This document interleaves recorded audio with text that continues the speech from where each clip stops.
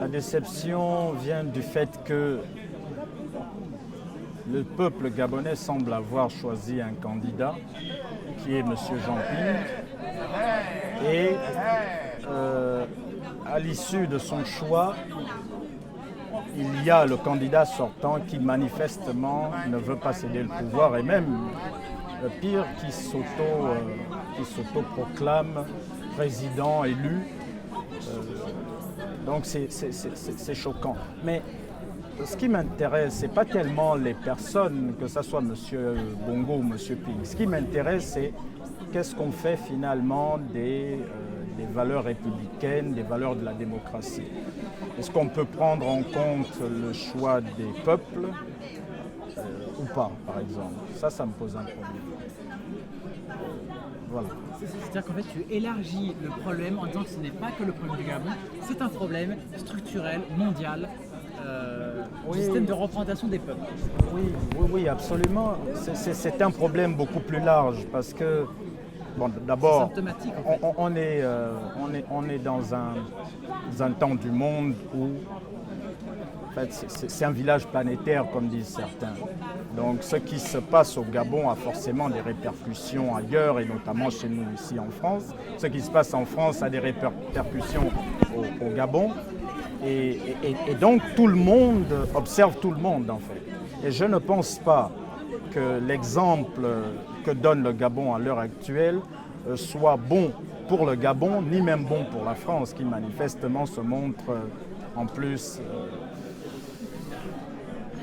hésitante, elle n'arrive pas à se prononcer clairement, c'est pas bien. C'est pas bien du tout. La rhétorique, je n'ose même pas dire que la rhétorique française soit prudente, parce que pour moi, la prudence, ça a une dimension éthique. L'homme prudent, c'est Aristote qui nous le dit, hein. C'est la qualité même de l'homme sage. Or, là, c'est vraiment des petits calculs, ça sent la magouille et c'est pas intéressant. Voilà. Donc la situation de la France, la position française, en tout cas telle que je l'ai entendue pour l'instant, n'est pas du tout une position prudente. C'est une position de petits calculs, donc on s'engage dans un chemin qui ne nous mène nulle part.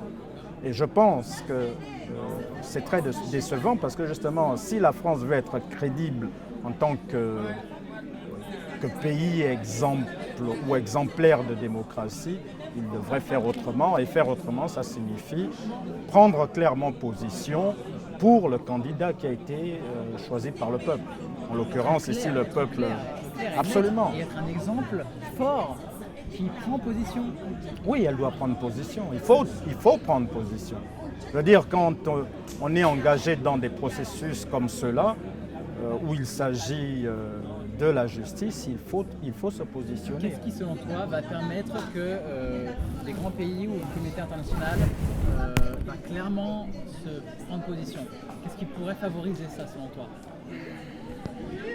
Je pense que... Je me trompe peut-être, mais je pressens que c'est encore le peuple. C'est-à-dire que si le peuple manifeste très clairement qu'on lui a volé sa victoire, et après évidemment il faut penser la forme de la manifestation ou les formes de manifestation. Pour ma part, je préconise toujours des manifestations symboliques, même si je me doute bien que c'est pas toujours évident à mettre en place, à tenir.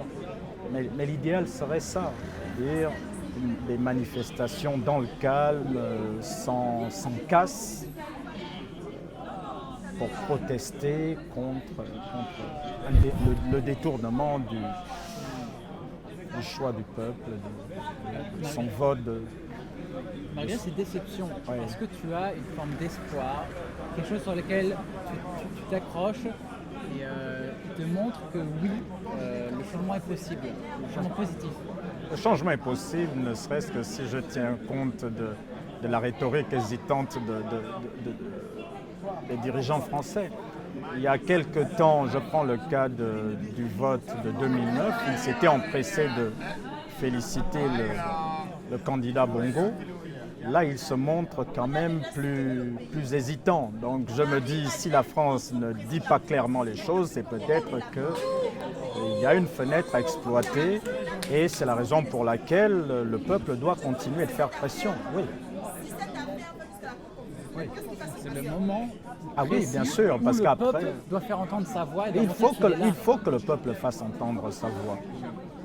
Il faut que le peuple fasse entendre sa voix. Il faut que le peuple recourt à toutes les voies légales pour faire entendre sa voix.